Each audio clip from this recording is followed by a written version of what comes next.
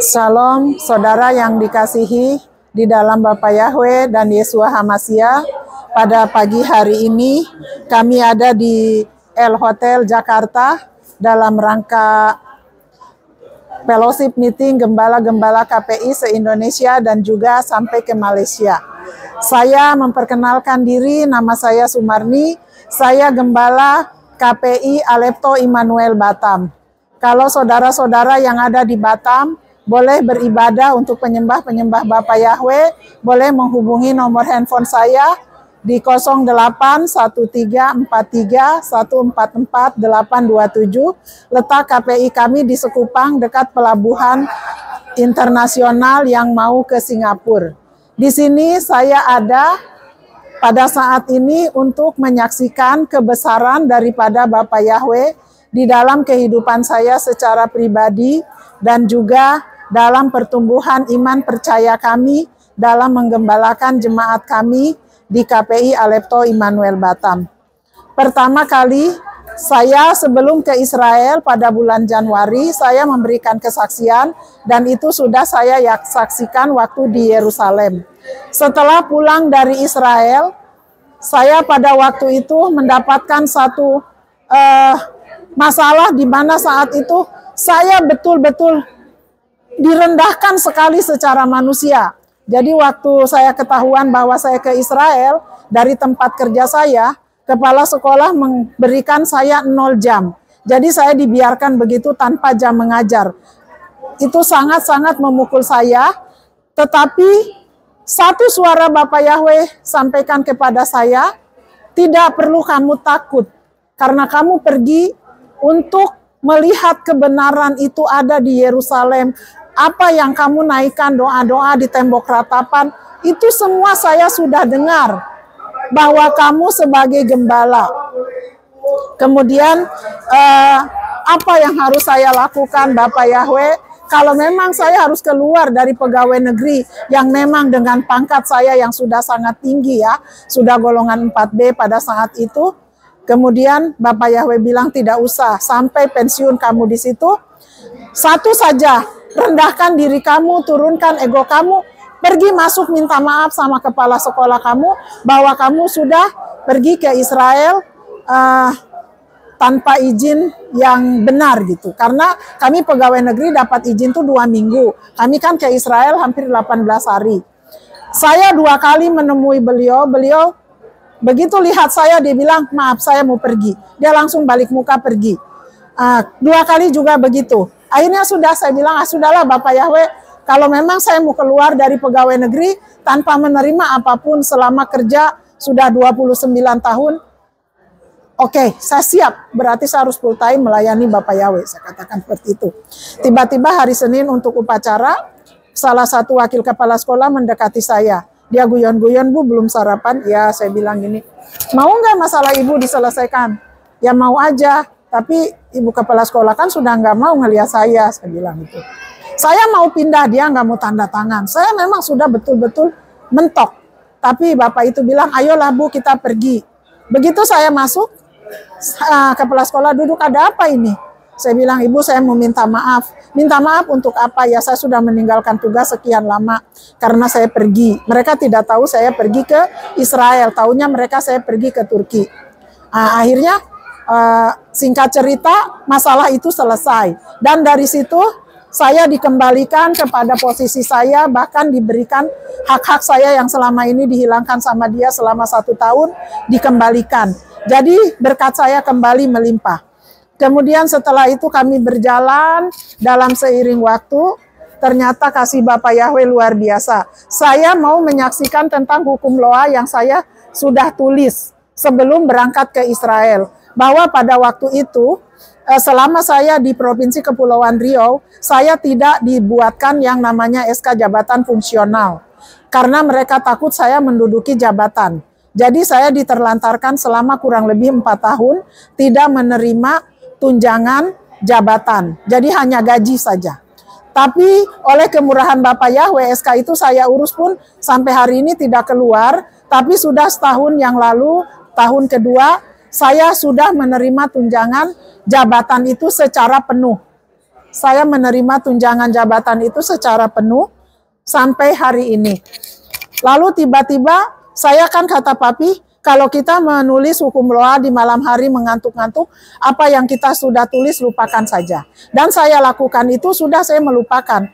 Ada yang saya tulis, terima kasih Bapak Yahweh, saya sudah menerima kenaikan pangkat 4C dan jabatan fungsional saya. Saya katakan seperti itu. Kemudian tiba-tiba pulang dari Israel itu ada suatu sistem yang berubah di dalam tatanan pemerintahan. Semua guru itu harus membuat yang namanya daftar usul DUPAK, daftar usul penetapan angka kredit. Karena saya pangkatnya sudah 4B mau ke 4C, itu saya tidak bisa ngusul ke gubernur di provinsi kami. Kami harus ke Bengkulu, dari Bengkulu dibawa ke Direktorat Jenderal Pendidikan dan Mendikbudristek. Nah, ke Jakarta, ke Makarim Nadiem, ke Direktorat Jenderal.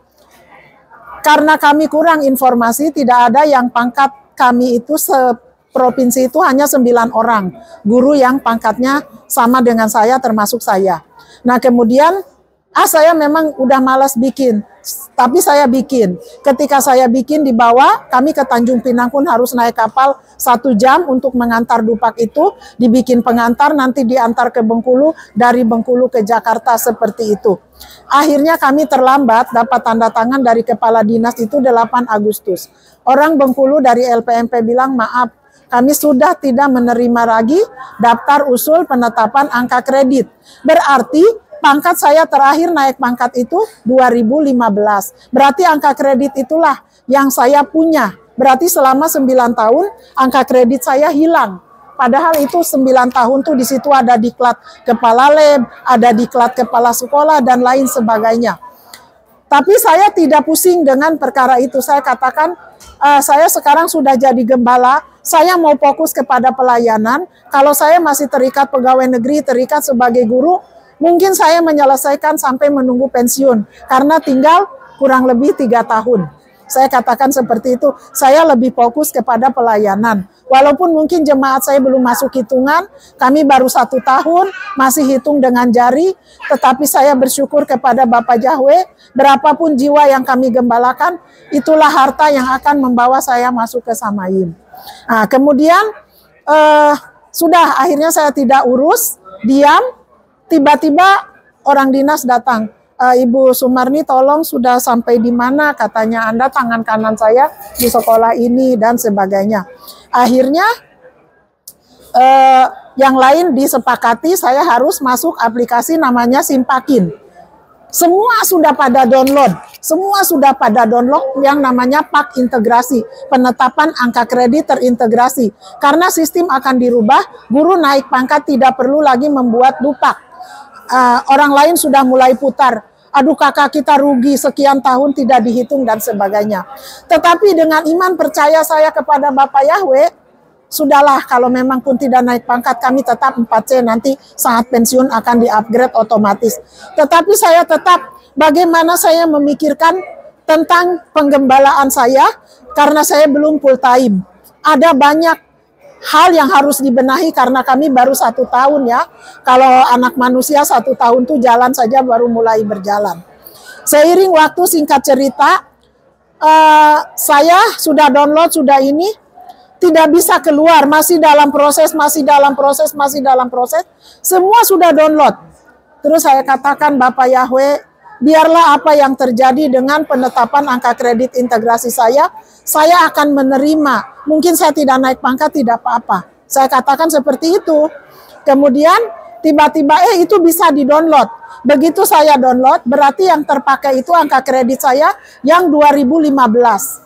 Bayangkan, berarti harapan kami untuk naik pangkat itu sudah tidak ada. Tetapi luar biasa daripada Bapak Yahweh, ternyata angka kredit yang sisa saya dari tahun 2015 itu mencukupi untuk naik pangkat ke 4C. Sekalipun jabatan fungsional di situ nilainya negatif.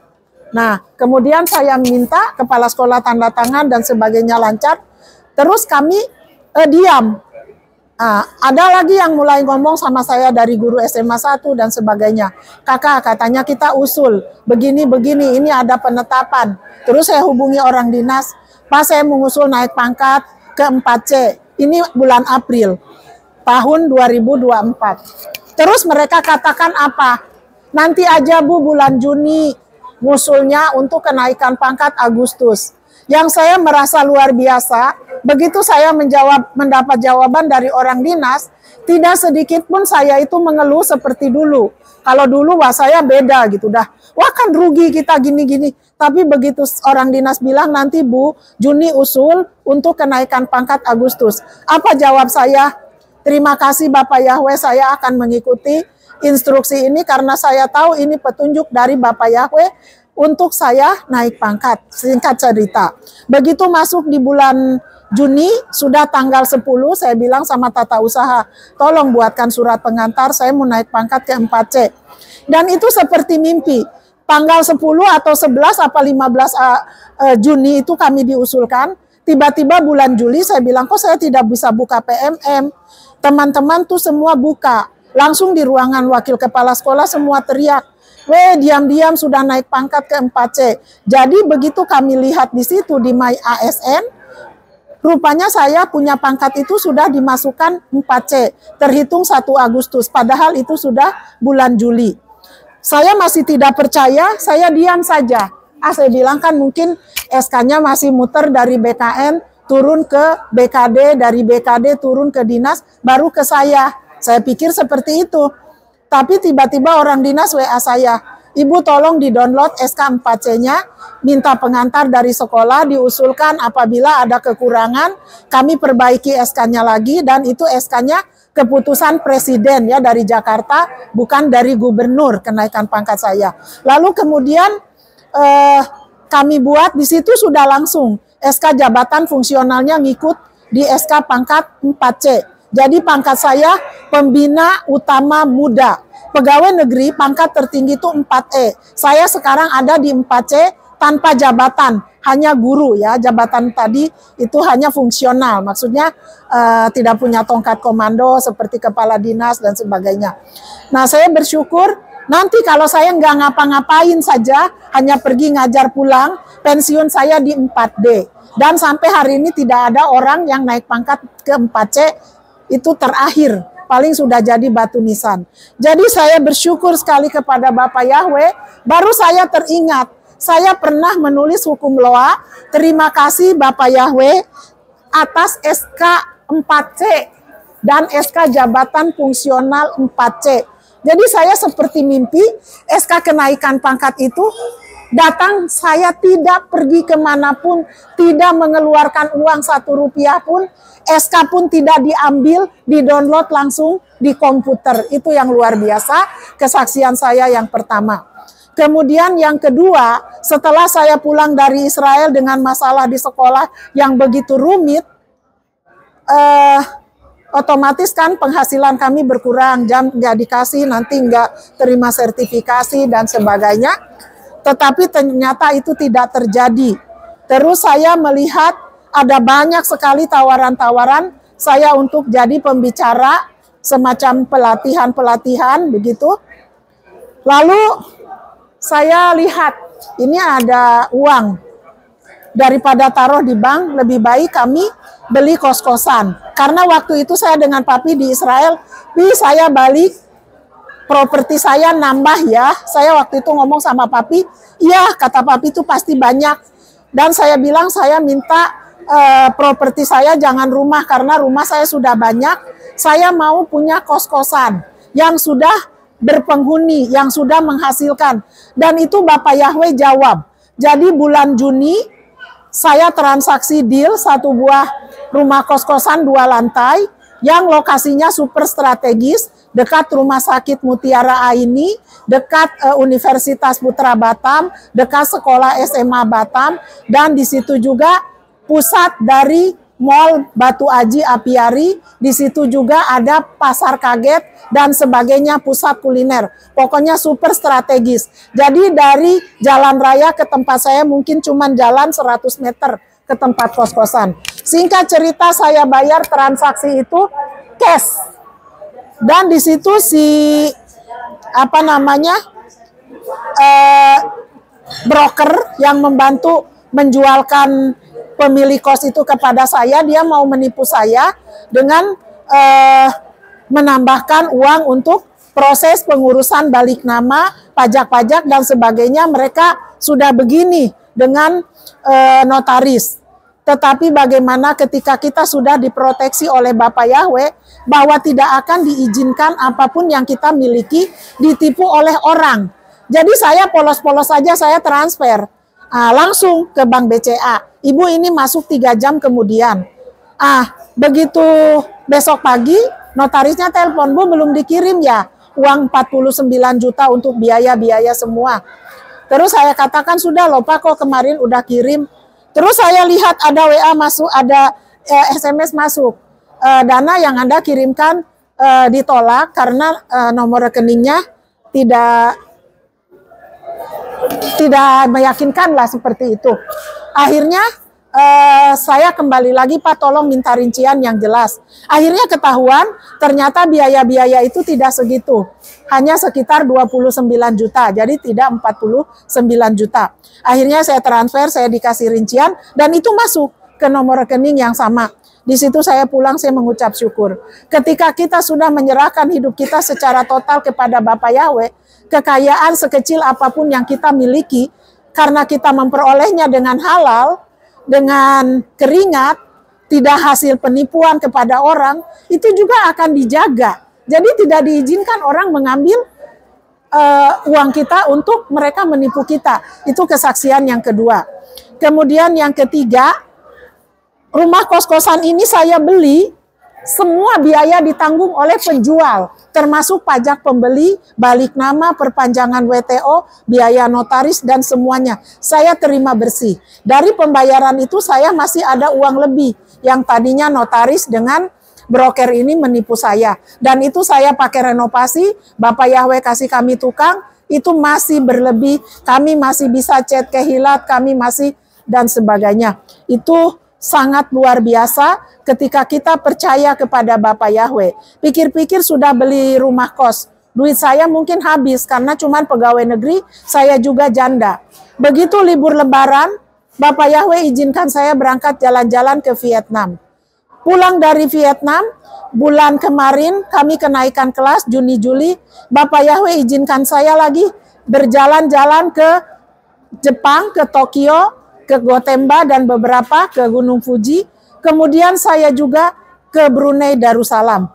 Jadi saya begitu merasa luar biasa apa yang disampaikan oleh Papi Lukas tentang the law of attraction. Saya bilang, saya mau keliling Asia dulu selama saya belum pensiun. Kalau belum rapture, Bapak Yahweh, Yesua belum datang, saya diizinkan untuk bisa jalan-jalan. Saya mau keliling Asia dulu karena saya masih punya tanggung jawab menggembalakan jemaat. Nanti kalau saya sudah pensiun, sudah full, belum rapture, saya minta keliling dunia. Saya katakan sama Bapak Yahweh dengan tetap tidak meninggalkan jadwal pelayanan kami di KPI. Jadi kalau saya berangkat, mau berangkat hari Sabat, saya jalan-jalan, berarti ibadah Sabatnya kami Jumat malam. Kalau kami mau berangkat hari Sabat, berarti ibadah hari Sabat pagi, selesai ibadah Sabat, sorenya saya berangkat, dan nanti akan balik juga pada hari Jumat. Jadi ibadah Sabatnya tetap terjaga. Itu yang selama ini saya lakukan. Yang terakhir kemarin anak kami yang bungsu kuliah di Undip, dia katakan, Mama, saya sudah di ACC sidang, tunggu saja jadwal sidang dari Undip. Di mana sebelumnya anak ini memang beasiswa, ya puji Bapak Yahweh, ada sedikit clash dengan dosen pembimbing. Jadi, Mama, saya mau balik saja ke Batam, saya tinggalkan. Saya tidak mau lagi mengurus skripsi. Tidak mau lagi mengurus skripsi, kata dia. Acara sesi kita yang selanjutnya ya. Kita tidak mau mengurus lagi skripsi, kata dia. Tetapi kemudian saya bilang, kamu berdoa, nah saya puasa untuk anak ini. Dan terakhir dia bilang, Mama luar biasa. Dosen ini sekarang dia baik sampai tanya-tanya saya. Dan dia katakan dia akan mendukung pada saat nanti yudisium atau sidang sarjana. Dia akan mati-matian membela saya. karena saya termasuk salah satu mahasiswa di Undip, di mana waktu dia magang sampai terjadi MOU antara Undip dengan WWF. Terjadi MOU antara Undip dengan WWF karena anak saya ini magang. Dia bilang satu-satunya anak magang yang mendapatkan sertifikat dari PBB. Saya bersyukur kepada Bapak Yahweh, itulah kesaksian yang saya mau sampaikan pada siang hari ini, khususnya untuk kami, Bapak Yahweh memberkati, dan untuk warga Batam, penyembah-penyembah Bapak Yahweh, boleh bergabung dengan kami, kehilat kami ibadah hari Sabat, jam 11 siang di Sekupang. Terima kasih untuk Papi Lukas yang sudah memberikan saya kekuatan, memberikan saya arahan, untuk saya tetap bertahan dalam penggembalaan saya, yang memang secara ukuran manusia belum banyak jiwa yang saya gembalakan, tetapi 1, 2 jiwa, 3 jiwa saya gembalakan. Saya seperti mempersiapkan untuk jemaat ratusan orang. Itulah kesaksian, kami kembalikan kepada Papi Lukas. Bapak Yahweh memberkati.